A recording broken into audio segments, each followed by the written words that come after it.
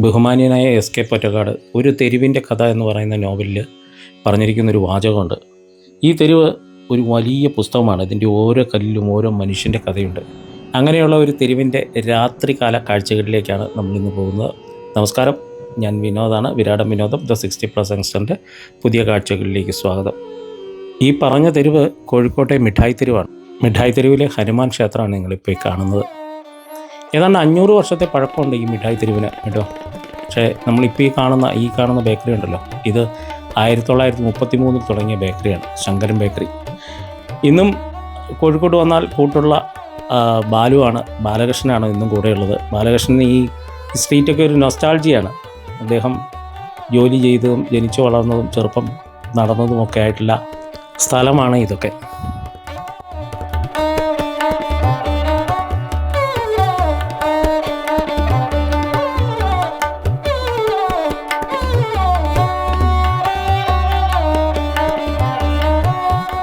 ഏതാണ്ട് 500 വർഷങ്ങൾക്ക് മുമ്പ് ഗുജറാത്തിൽ നിന്നും വന്ന ഗുജറാത്തികൾക്ക്, മധുരപലഹാരങ്ങൾ ഉണ്ടാക്കുന്ന ഗുജറാത്തികൾക്ക്, അവർക്ക് വേണ്ടിയിട്ട് ഈ സാമൂതിരി മഹാരാജാവ് അനുവദിച്ചു നൽകിയ സ്ഥലമാണ് ഈ സ്ഥലം.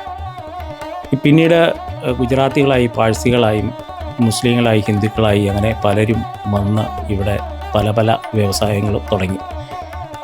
ഗുജറാത്തികളുണ്ടാക്കിയ മധുരപലഹാരങ്ങൾ കഴിച്ചിട്ട് സായിപ്പന്മാരിട്ട പേരാണ് സ്വീറ്റ് മീറ്റ് സ്ട്രീറ്റ് എന്ന് പറഞ്ഞാൽ SM സ്ട്രീറ്റ്. അതാണ് നമ്മുടെ മിഠായി തെരുവ്. ഹലുവയ്ക്ക് അവർ പറഞ്ഞ പേരായിരുന്നിരിക്കണം സ്വീറ്റ് മീറ്റ് എന്ന്.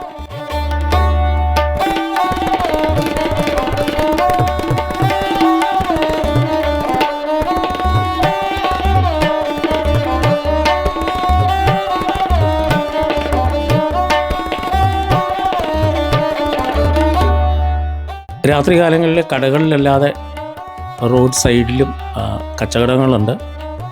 മുട്ടുസൂചി മുതൽ ഇലക്ട്രോണിക് ഐറ്റംസ് വരെ കിട്ടുന്ന ഒരു തെരുവായി ഈ തെരുവ് മാറിയിട്ടുണ്ട്. 2017 ഇത് പുനർനിർമ്മിച്ചതിന് ശേഷമാണ് ഇതിനകത്ത് വാഹനങ്ങൾ ഓടാതെയായത്. അതുകൊണ്ട് ഇപ്പോൾ നമുക്ക് ഏതാണ്ട് 1-1.5 കിലോമീറ്റർ ഈ മിഠായി തെരുവിൻ്റെ പ്രധാന തെരുവിലൂടെ നമുക്ക് തെക്ക് വടക്ക് നടക്കാനായിട്ട് സാധിക്കും.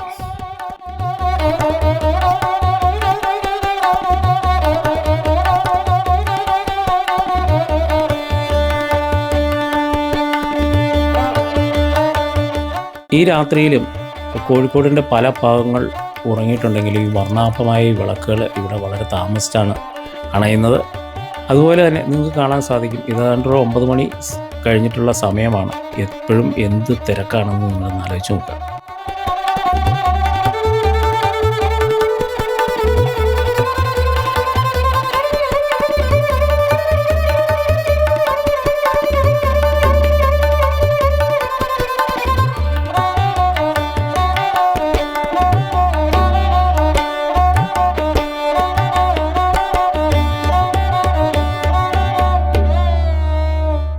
മിഠായി തെരുവിലെ പ്രധാന കച്ചവടം നിങ്ങൾക്കെല്ലാവർക്കും അറിയാവുന്നതുപോലെ കോഴിക്കോടൻ ഹൽവകളാണ്. പിന്നീടുള്ള എനിക്ക് തോന്നുന്ന ഏറ്റവും വലിയ പ്രധാന കച്ചവടം എന്ന് പറയുന്നത് തുണിത്തരങ്ങളാണ്. അതിപ്പോൾ ഈ എറണാകുളം ബ്രോഡ്വേയിലായാലും തിരുവനന്തപുരം ചാല ബസാറിലായാലും നമുക്ക് ഇതേ രീതിയിലുള്ള കാഴ്ചകൾ നമുക്ക് കാണാനായിട്ട് സാധിക്കും. എന്താണെങ്കിലും ഇതുപോലെ ഒരു നഗരവുമായിട്ട് ഇഴകിച്ചേർന്ന ഒരു സ്ട്രീറ്റ് വേറെ ഉണ്ടോ എന്ന് സംശയമാണ്. കഥകളിലായാലും കലാകാരന്മാരുടെ ഇടയിലായാലും ഈ മിഠായി തെരുവിനൊരു പ്രത്യേക സ്ഥാനമുണ്ട്. കോഴിക്കോട്ടെ ഏറ്റവും പഴക്കമേറിയ തിയേറ്ററാണിത്, രാധാ തിയേറ്റർ. 1937 38 മറ്റോ തുടങ്ങിയ തിയേറ്ററാണ്. കോഴിക്കോട് ജില്ലയിൽ തന്നെ എനിക്ക് തോന്നുന്നത് ഏറ്റവും പഴക്കമേറിയ തിയേറ്ററായിരിക്കും. ഇപ്പോഴും ആ തിയേറ്റർ പ്രവർത്തിക്കുന്നുണ്ട് എന്നുള്ളത് കാണുമ്പോൾ തന്നെ ഒരു ചെറിയ സന്തോഷമാണ്.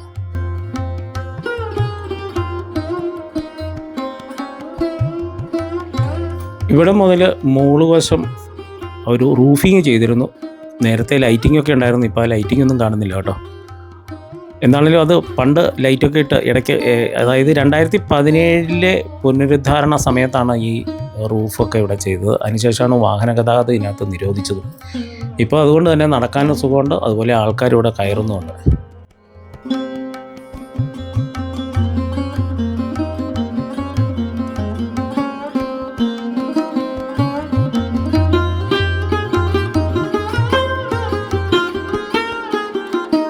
നമ്മൾ ഈ തെരുവിൻ്റെ യാത്ര ആരംഭിച്ചത് മേലെ പാളയത്തു നിന്നാണ്.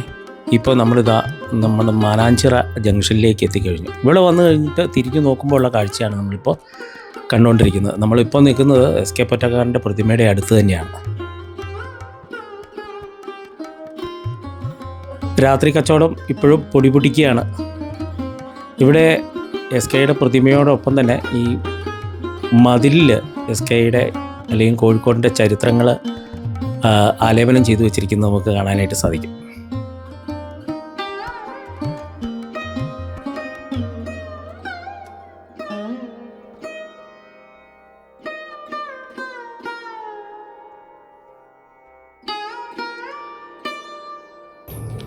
ഇതാണ് മിഠായി തെരുവിനെ നോക്കിയിരിക്കുന്ന എസ് കെയുടെ പ്രതിമ.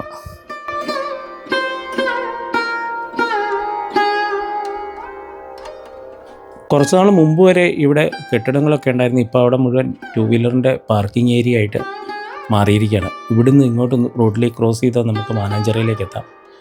ബാലുശ്ശേരിക്കൊക്കെ പോകുന്ന ബസ്സാണ് LICയുടെ ബിൽഡിങ് തൊട്ട് വലത്ത് സൈഡിലാണ്.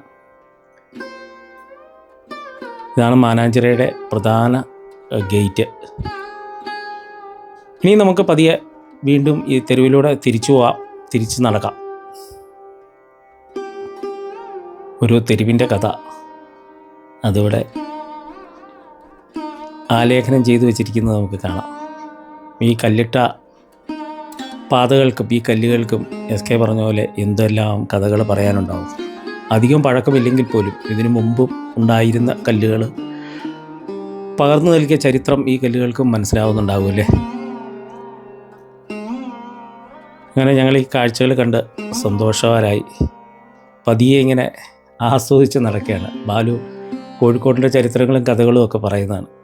കോഴിക്കോട്ടുണ്ടുണ്ട് ഒരു ചൈന ബസാർ, പലതരം കോഴിക്കോടൻ ഹൽവകൾ പല പല പാത്രങ്ങളിലാക്കി ഡപ്പികളിലാക്കി വെച്ചിരിക്കുന്നത് കാണാം.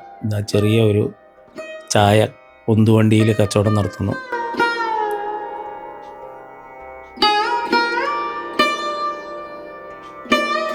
തിരിച്ചു വരുമ്പോൾ 10 മണിയോളമൊക്കെ സമയമായി. മിക്ക സ്ഥലങ്ങളുമൊക്കെ പതിയെ അടച്ചു തുടങ്ങിയിരിക്കുന്നു. ശാന്താഭവൻ ടൂറിസ്റ്റ് ഹോം, ഈ ടൂറിസ്റ്റ് ഹോമിനൊക്കെ എത്ര ചരിത്രങ്ങൾ പറയാനുണ്ടാവും, എത്ര പേരെക്കുറിച്ച് പറയാനുണ്ടാവും അല്ലേ. കൊറോണേഷൻ ലോഡ്ജ് ഇവയൊക്കെയാണ് നമുക്കിവിടെ കാണുന്നത്. അപ്പോൾ ഈ വീഡിയോ ഇവിടെ അവസാനിപ്പിക്കുകയാണ്. ഈ വീഡിയോ നിങ്ങൾക്ക് ഇഷ്ടപ്പെട്ട് കാണുമെന്ന് കരുതുന്നു. ഇഷ്ടപ്പെട്ടാൽ തീർച്ചയായും ലൈക്ക് ചെയ്യുക, കമൻറ്റ് ചെയ്യുക, ഷെയർ ചെയ്യുക. അതുപോലെ ആദ്യമായിട്ടാണ് നിങ്ങൾ ഈ ചാനൽ കാണുന്നത് തീർച്ചയായും ഒന്ന് സബ്സ്ക്രൈബ് ചെയ്യുക. വീണ്ടും അടുത്ത വീഡിയോയും അടുത്ത കാഴ്ചകളുമായിട്ട് വരുന്നവരെ എല്ലാവർക്കും നന്ദി.